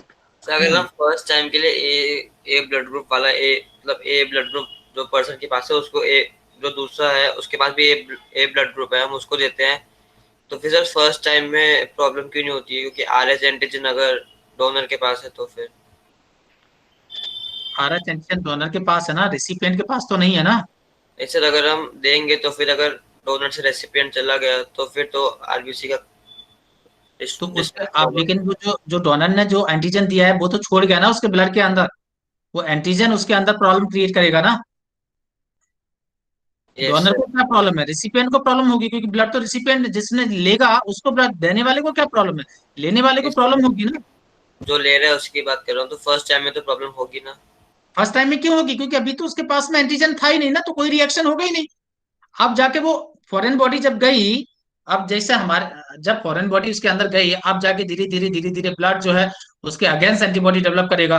तब सेकेंड टाइम में जब आएगा, जब तक एंटीबॉडी सफिशिएंट बन चुकी होंगी, तो वो एंटीजन के साथ रिएक्ट करेगा, नहीं समझे? सर तो समझ नहीं इसके आया। लिए अंदर नेचुरल एंटीबॉडी नहीं है, तो अगर एंटीजन जब आया है तो पहली बार में तो कोई प्रॉब्लम होगी नहीं, क्योंकि इसके अगेंस्ट कोई नेचुरल एंटीबॉडी तो है ही नहीं। ये जब एंटीजन जाएगा तो एज का ब्लड जो है वो, इसका ये जो ब्लड है वो एंटीबॉडी बनाना स्टार्ट करेगा, इसका जो एंटीजन है वो स्टिमुलेट करेगा एंटीबॉडी फॉर्मेशन को, तब जाके एक आध साल में 5-6 महीने में एंटीबॉडी बनेगी, अब जाके ट्रांसफ्यूजन होगा, तब जाके इसके अंदर रिएक्शन होगी, नहीं समझे आप? Okay sir. बात समझे मेरी? अच्छा, मतलब फर्स्ट टाइम में जब देंगे तो उसके 5-6 मंथ्स बाद जब डिस्ट्रक्शन होना शुरू हो जाएगा अगर फर्स्ट में देखिए, जब हम फर्स्ट में आप इतना लिखो, फिर मैं बताता हूँ आपको, आप इतना लिखें आप, फिर मैं बताता हूँ। आरएच एंटीजन जिसमें है उसे आरएच पॉजिटिव कहेंगे, आरएच एंटीजन जिसमें एब्सेंट उसे आरएच नेगेटिव कहेंगे। इतना लिखा आपने, यस यस सर। सर है ना? अब मैं बताता हूँ आपको, चलिए आप उसमें अब आइए। अब अगर बात करेंगे हम, इसको मैं हटा रहा हूँ सबको, है ना? ये लिख लिया ना आपने? यस सर हाँ, अब मैं आपसे बात कर रहा हूँ कि जो ऐसे हमने, अब ओ ब्लड ग्रुप को क्या यूनिवर्सल डोनर कहेंगे? अब ओ में भी दो आ गए, ओ पॉजिटिव ओ नेगेटिव, समझे? और ए बी में भी दो आ गए, A B negative A B positive, समझे? Hello, yes Yes, sir sir. सर अपना ध्यान से जरा जरा। अब ओ पॉजिटिव ओ नेगेटिव, तो कौन यूनिवर्सल डोनर है? ओ ओ पॉजिटिव नेगेटिव। ओ वो नेगेटिव होगा सर, क्योंकि उसके पास आरएच फैक्टर नहीं है। यस, तो यूनिवर्सल डोनर जो हो जाएगा वो क्या होगा? आर वो एच, नेगेटिव। है ना? आर एच नेगेटिव जो होगा, यानी ओ नेगेटिव। क्यों? इसके पास तो आर एच एंटीजन है ही नहीं, तो किसी को भी दो क्या फर्क पड़ता है ही नहीं कुछ। जब कुछ है ही नहीं तो क्या कुछ कुछ होगा? नहीं समझे मेरी बात? Yes sir. Yes sir. Clear हुआ?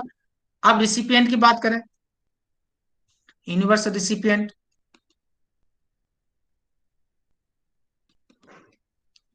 इसमें भी आपका कौन आया? A B A B positive.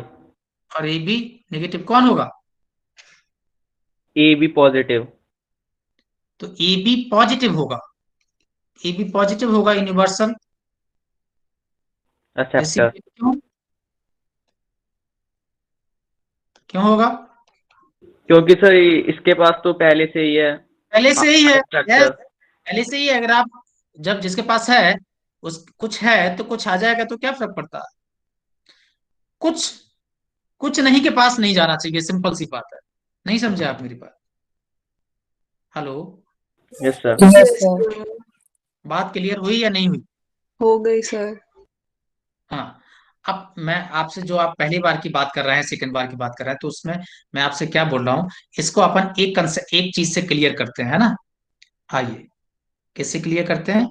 एक मेडिकल में, हिस्ट्री में एक केस है, मेडिकल में एक केस है ना? इस केस का नाम है एरिथ्रोब्लास्टोसिस फिटालिस। सुना होगा आपने, कभी सुना है? No sir. नहीं सुना? सर नहीं। कोई बात नहीं, आइए सुनते हैं हम। सर एक केस है मेडिकल में, एरिथ्रो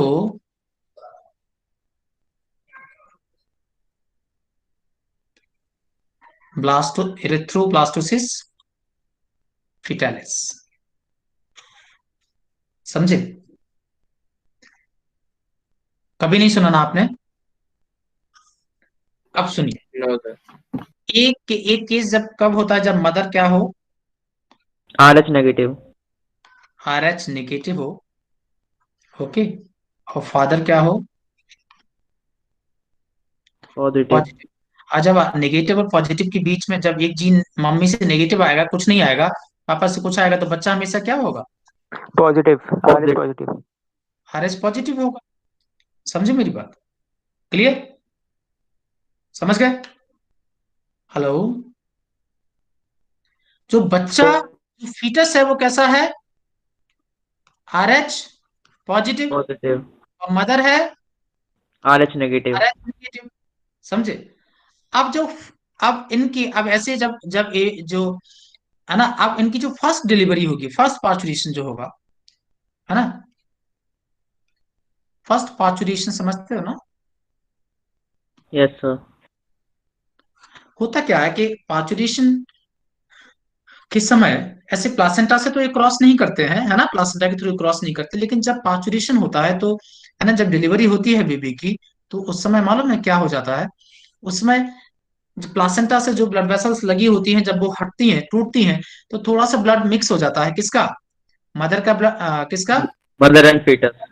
फीटस का, फीटस मदर का। मदर में जाएगा, तो है ना, जाहिर सी बात है, मदर का ब्लड भी फीटस में जाएगा। फीटस का ब्लड मदर में जाएगा, तो मदर का भी तो फीटस में जाएगा। लेकिन अगर मदर का फीटस में जाएगा तो फीटस में तो कोई प्रॉब्लम नहीं है। Hello, yes sir. जब मदर का जाएगा तो फीटस में कोई प्रॉब्लम नहीं है, क्योंकि फीटस के पास तो ऑलरेडी आरएच एंटीजन है। फर्स्ट टाइम की बात कर रहा हूं मैं, ध्यान समझना। यानी कि फीटस का ब्लड जब मदर में जाएगा तो मदर के अंदर तो आरएच एंटीजन है ही नहीं। एंटीजन क्या है?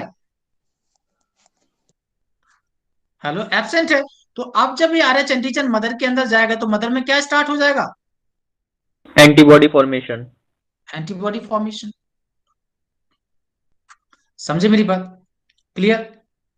सर हाँ, सर मेरे फोन पे कॉल आ गई थी, एक बार मुझे दोबारा समझा दीजिए, मैंने सुना नहीं कुछ भी। फोन पे कॉल आ रही तो आप फोन लेके आप क्लास क्यों करते हैं उसको नहीं नहीं आप? सर, पापा की थी ना। अच्छा, क्या समझ में नहीं आया, बोलो। सर ये वाला जो आपने फीटस के बाद जो बताया है। देखिए, जब मैंने कहा जब पहला डिलीवरी होगी, जब पहला बच्चा होगा उनका पल्स को, है ना, उस मदर को जब पहला बच्चा होगा तो ड्यूरिंग द पार्चुरेशन जब ब्लड वेसल्स रप्चर होती हैं, उस समय ब्लड मिक्स हो जाता है बच्चे का मम्मी में, मम्मी का बच्चे में थोड़ा सा। समझ गए? अब जब बच्चे का मम्मी में जा रहा है, मम्मी का बच्चे में गया तो कोई प्रॉब्लम वाली बात नहीं है। पहली बार में बोल रहा हूं मैं, फर्स्ट टाइम। आप सुन रहे हैं क्या? हम्म। फर्स्ट टाइम ठीक है जब सर। मदर का ब्लड बच्चे में गया कोई प्रॉब्लम नहीं है, क्योंकि बच्चा ऑलरेडी आरएच पॉजिटिव है, हम्म मदर नेगेटिव है। हम्म लेकिन जो बच्चे का ब्लड मदर में जाएगा तो आरएच पॉजिटिव ब्लड किसके अंदर चला गया? आरएच नेगेटिव के अंदर। हम्म। तो मम्मी के अंदर क्या स्टार्ट हो जाएगा? Antibody formation. Body formation.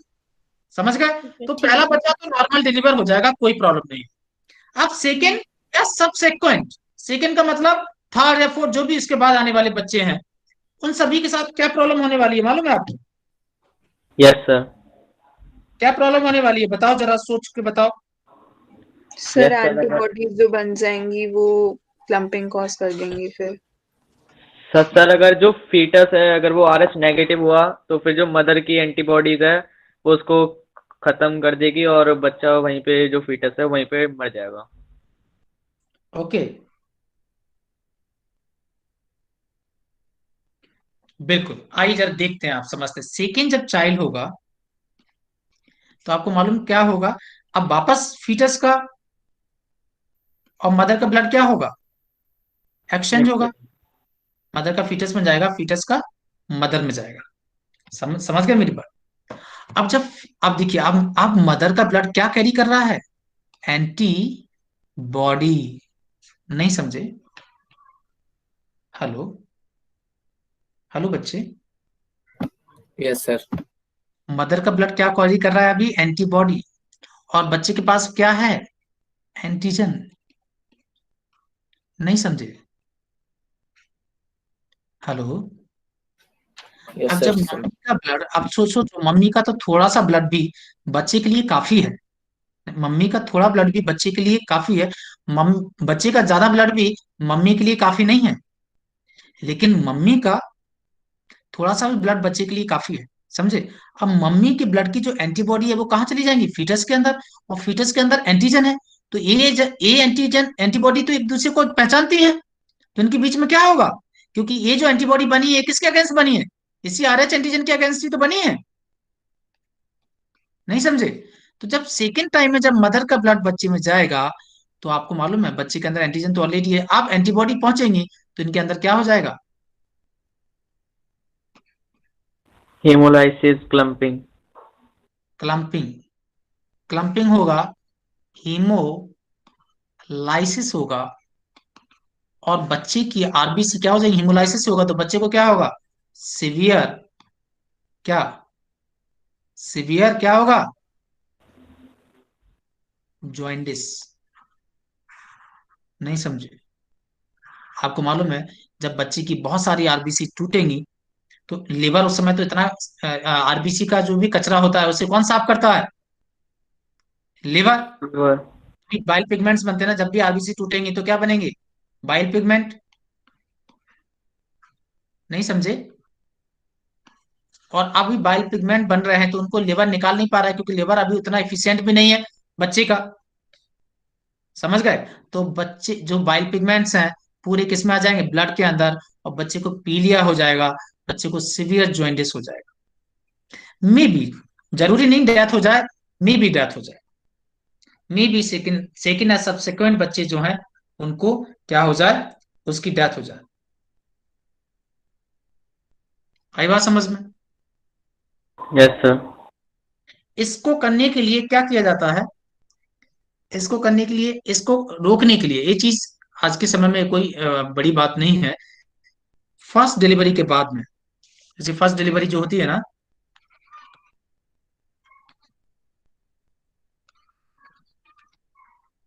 First delivery के कितने 72 आवर्स के अंदर क्या दिया जाता है एंटीबॉडी। है ना, एंटीबॉडीज दी जाती हैं, जो किसको किसको दी जाती है, मदर मदर। को। एंटीबॉडी दी जाती है किसको, एंटीबॉडी का इंजेक्शन दिया जाता है, injection of antibody, antibody given to mother, जो क्या कर देगा, which will destroy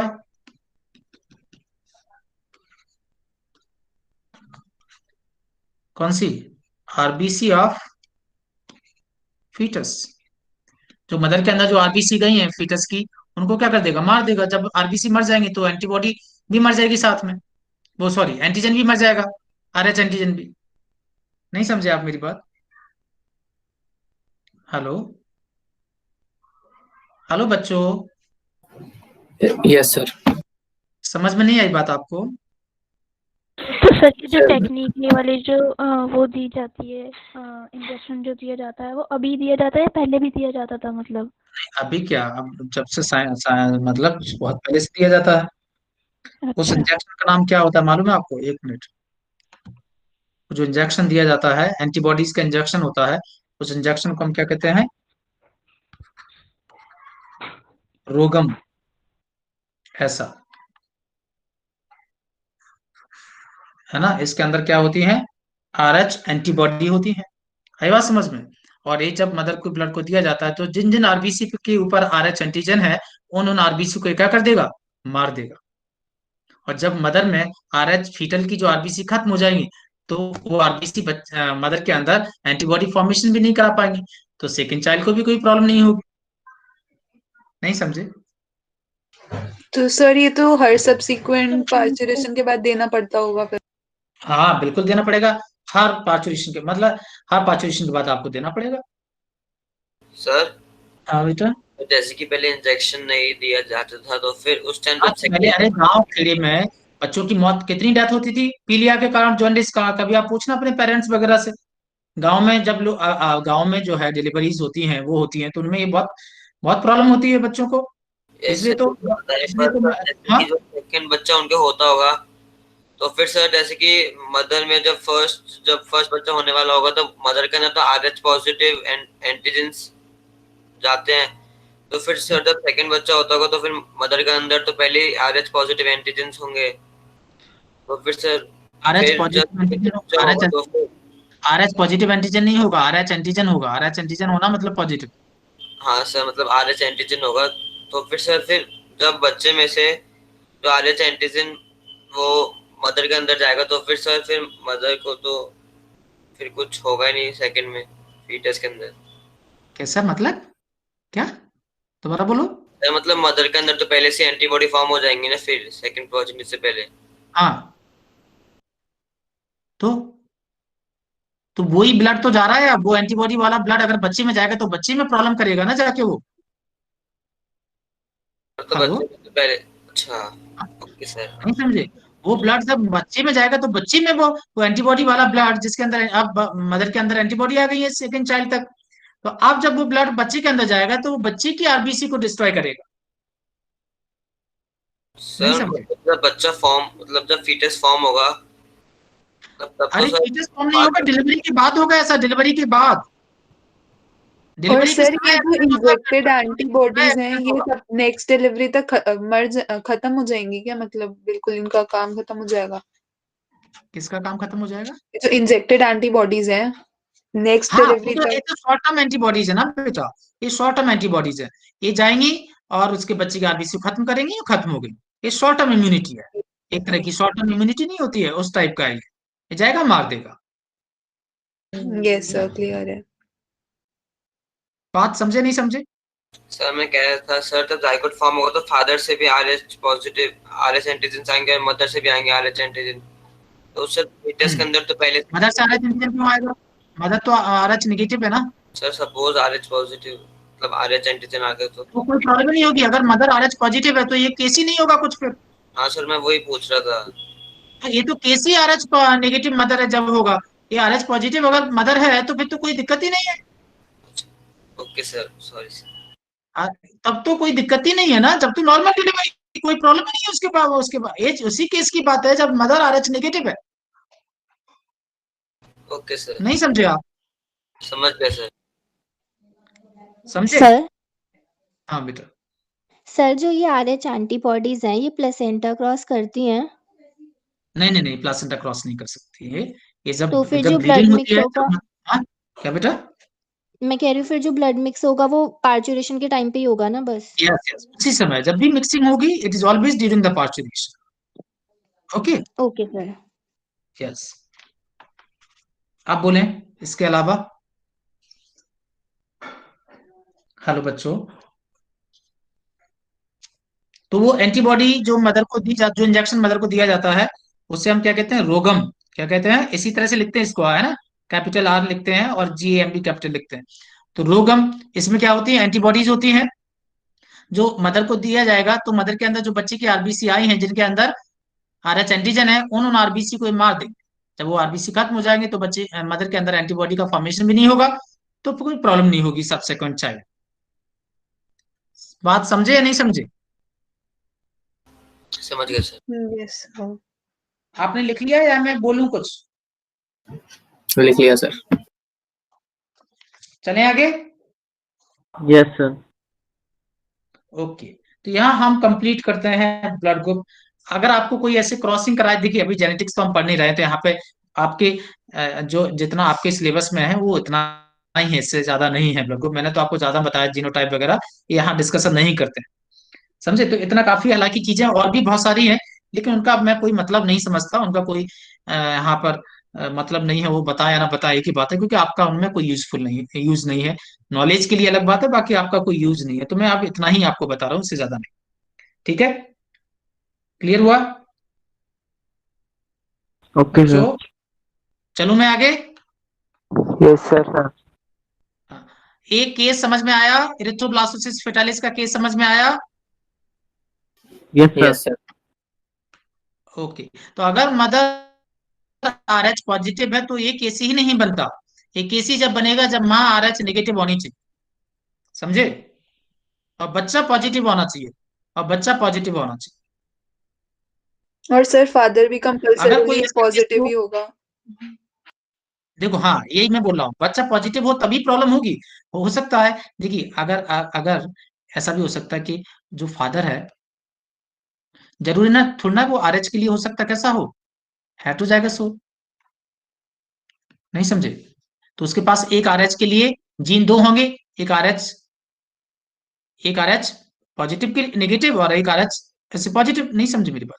तो दो जीन होंगे ना। जब माँ अगर आरएच नेगेटिव है तो इसके, तो ये तभी होगा जब वो क्या हो, दोनों ही जीन उसके पास कैसे हो, आरएच नेगेटिव वाले हो, तभी मदर आरएच नेगेटिव होगी, नहीं समझे?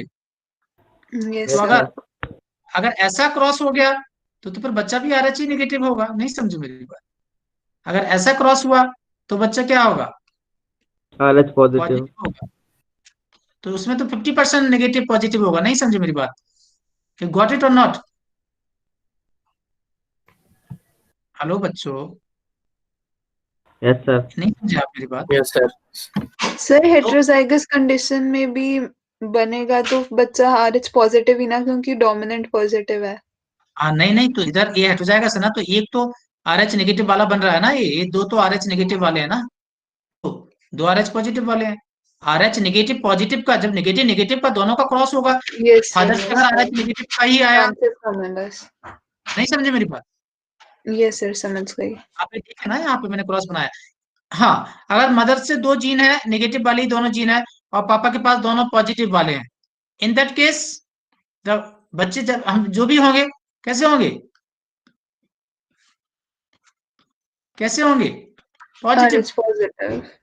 Positive positive. नहीं समझे? हेलो हेलो बच्चों, Yes sir, समझ गए। व्हाट आई एम सेइंग, मैं ये कह रहा हूं कि ये प्रॉब्लम तभी होगी जब माँ नेगेटिव हो बच्चा पॉजिटिव हो, तभी ये प्रॉब्लम होगी, नहीं तो नहीं हो। क्लियर हुआ और नहीं? क्लियर और not? Clear sir. Clear sir. Okay, आइए देखें। चलो मैं आगे आप बात करूं। यस सर 1 मिनट पीछे कर दीजिए, मुझे नोट करना है। अरे भैया क्या आप करते हैं। सर नहीं, इसके बाद वाली टेबल जो थी RH नेगेटिव वाली। अच्छा शुरू से ले आए ब्लड वाला, ब्लड वाली टेबल ले आए नहीं हैं? नहीं हैं? नहीं नहीं सर, वो वाली जो आपने अभी RH फैक्टर मदर फादर का लिखा था वो वाला। अरे बापू वो मैंने तो रेज ही कर दिया वो।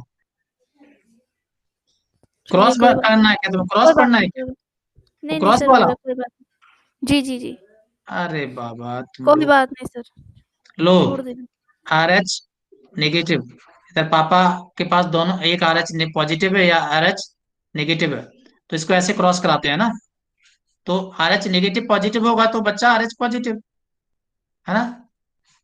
इस केस में क्या हो जाएगा, RH नेगेटिव, समझे? इस केस में क्या हो जाएगा, RH पॉजिटिव, इस केस में क्या हो जाएगा, RH नेगेटिव, समझे? तो 50% पॉजिटिव होंगे, 50% नेगेटिव। क्लियर? अगर यहाँ पर RH नेगेटिव है, RH नेगेटिव है, यहाँ दोनों पॉजिटिव है, तो सारे बच्चे पॉजिटिव ही होंगे। क्या प्रॉब्लम है इसमें? हाँ, हो गया सर। कोई प्रॉब्लम है क्या? कोई भी नहीं होनी चाहिए, सब पॉजिटिव है। सर फीटस नेगेटिव नहीं हो सकता और मदर पॉजिटिव? और हाँ सर अगर फीटस का RH नेगेटिव है और मदर RH एंड, तो फिर कुछ प्रॉब्लम नहीं होगी ना? क्या, दोबारा बोलो। नहीं देखिए, सर बात है ना कि एक बार में ट्रांसफ्यूजन अगर हुआ और निकल गया तो कोई प्रॉब्लम नहीं है। एक बार में जैसे आपने कहा कि मदर अगर पॉजिटिव है, पहली बात तो कि मदर पॉजिटिव है, मदर पॉजिटिव है, तो पहली बात तो ऐसा होता नहीं है कि बच्चा नेगेटिव हो। कोई एक पेरेंट अगर पॉजिटिव है तो बच्चा पॉजिटिव ही होता है। नहीं समझे मेरी बात? सर हेलो, सर समझ गए, ठीक है। हाँ हो गया आपका। चलूं मैं अब? Yes sir. चलो, PCV पैक्ड सेल वॉल्यूम, ये क्या चीज होती है? इट्स अ वॉल्यूम और टोटल नंबर ऑफ क्या,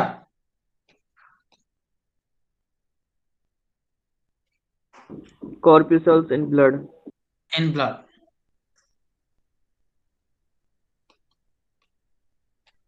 तो ब्लड में जो भी कॉर्पस्कल्स है सबका वॉल्यूम को हम क्या कहेंगे, पैक्ड सेल वॉल्यूम। समझे?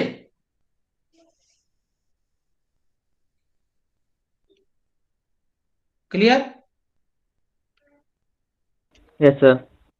और हेमेटोक्रिट वॉल्यूम जो है, ठीक है, यहाँ हम बात करें तो ये क्या है, नंबर परसेंटेज वॉल्यूम ऑफ मतलब नंबर ऑफ RBC है ना, only number of RBC। Clear? Hello, तो PCV is almost equal to क्या, HB। नहीं समझे? क्योंकि पैक्ड सेल वॉल्यूम में हम किसकी बात कर रहे हैं, सभी की, प्लेटलेट्स की और RBC WBC।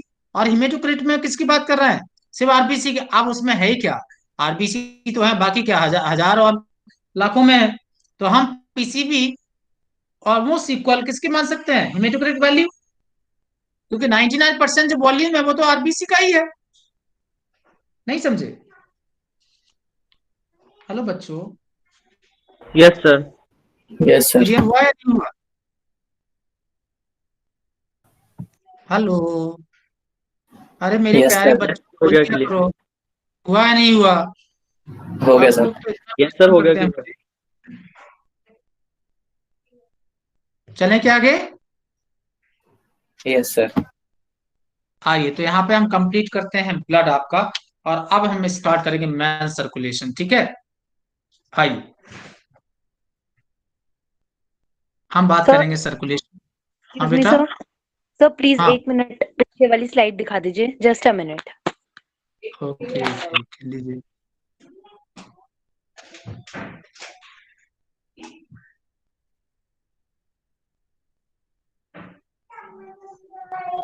Thank you sir. Okay बेटा, अब हम बात कर रहे हैं किसकी, सर्कुलेशन की हम बात करेंगे। तो इसमें मैं सबसे पहले आपसे बात करूंगा circulatory pathway. Okay, circulatory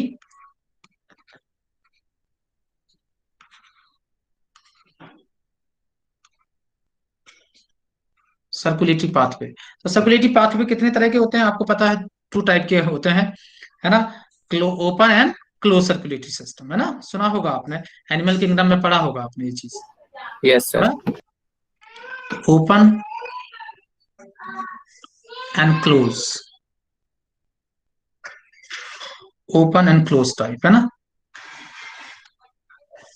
and close type. देखें जरा, मैं आपको एक चीज शेयर कर रहा हूं, एक डायग्राम, और हम फिर आगे पढ़ेंगे।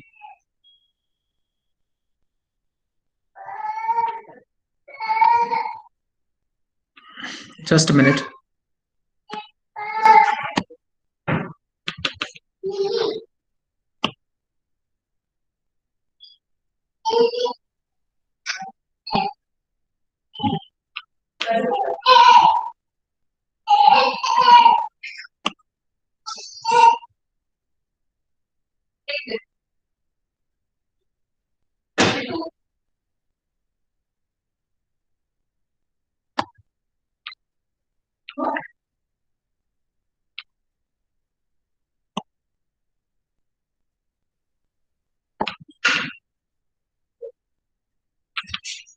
आप लोगों की क्लास तो नहीं है कोई?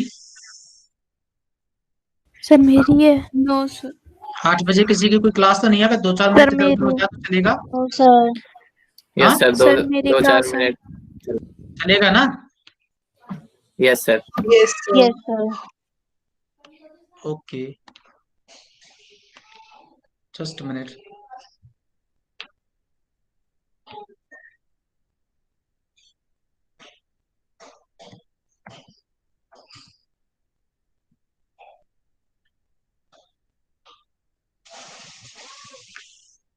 चलिए देखें, हम बात कर रहे हैं open and close circulatory system की।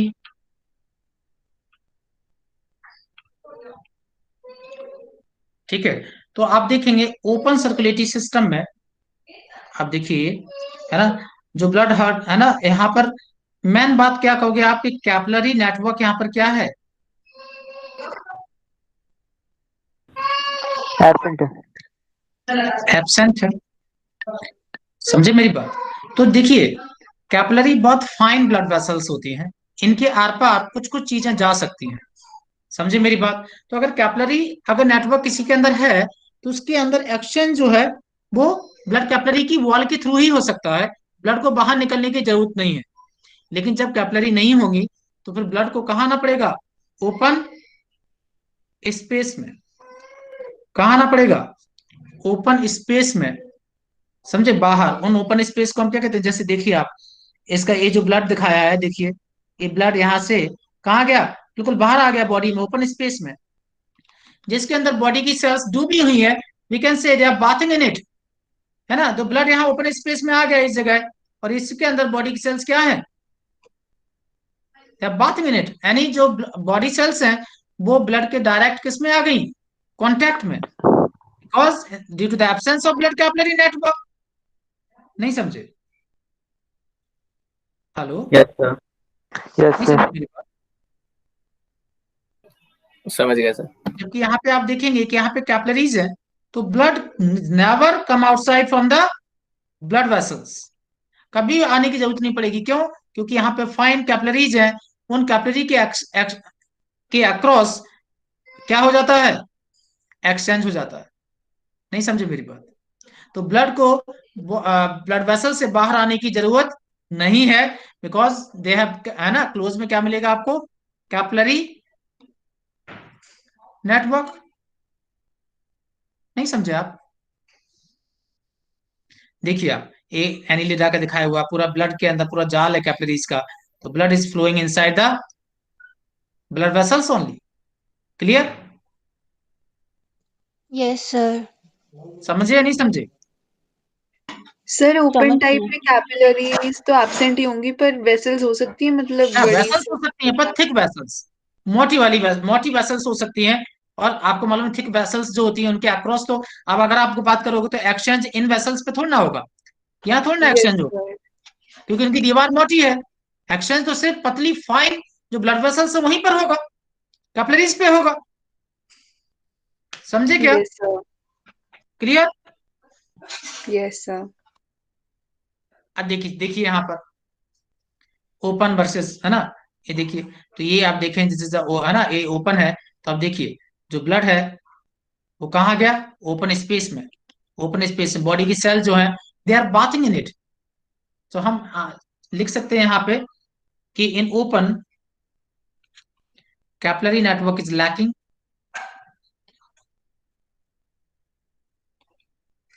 Absent blood come outside from blood vessel in open space. Clear? Open space in which body cells bathing in it. Bathing in it. Clear? कहाँ मिलेगा ये? ऑर्थ्रोपोडा। ओके, और कहाँ मिलेगा ये? Mollusca, Mollusca. Except Cephalopoda. Mollusca में Cephalopoda सुना है आपने? Yes hello, sir. है? Yes sir. उसमें आपको क्लोज मिलेगा, है ना, एकाइनोडर्मेटा, शॉर्ट होता है sir. Echinodermata, Hemichordata, Hemichordata, spelling से ही लिखना, एकाइनोडर्मेटा, और कौन सा, हेमिकॉर्डेटा और इरोकॉर्डेटा।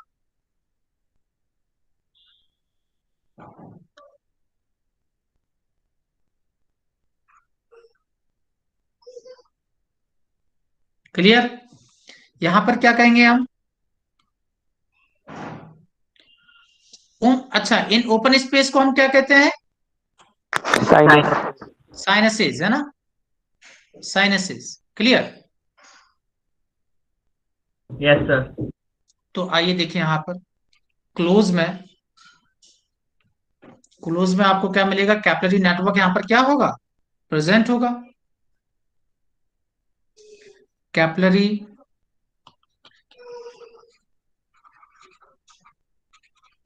network is present,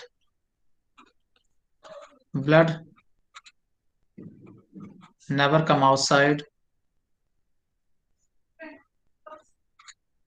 from blood vessel,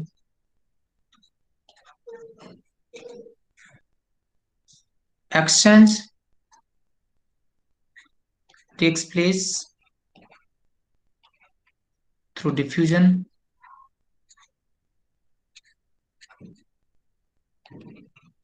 across blood capillary. Example क्या होगा, एनिलिडा, सेफेलोपोडा,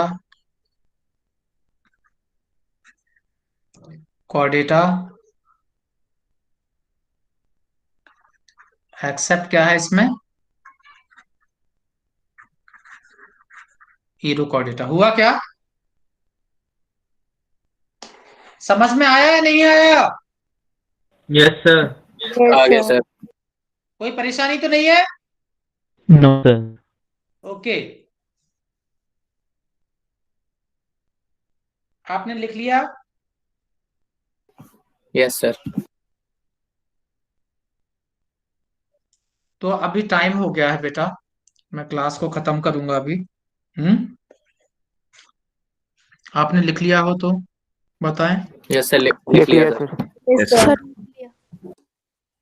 ओके ठीक है, चलिए। और कोई परेशानी है आपको, और किसी तरह की कोई problem? No, sir. No okay, sir. तो इसको अच्छे से कीजिएगा, और कोई प्रॉब्लम है तो मुझे बताएं, है ना? ठीक है, क्वेश्चन सॉल्व कीजिएगा, थोड़ा सा फास्ट चलेंगे हम लोग, है ना? सिलेबस भी थोड़ा सा देखना, सिलेबस स्लो चल रहा है। ओके, जी sir. तो चलें ओके फिर। Sir. Yes sir. Yes sir. Good evening sir. Bye, good night, take care. Good night Thank you, sir. sir. Good good night. Bye.